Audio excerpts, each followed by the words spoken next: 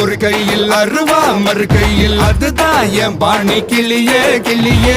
ஊருக்கு 10 பேர் போல வந்தாலே யாரு கூட்டிங்கில வெற்றி செல்வா வாவா. புதிய எதிரி யாருங்க போராடி பாருங்க வேரோட வீழ்த்துங்க உறுதி எடுங்க உரிமை அடிங்க. உள்ளேனையா நான் உள்ளேனையா உங்க உள்ளாயெல்லாம் நான் உள்ளேனையா.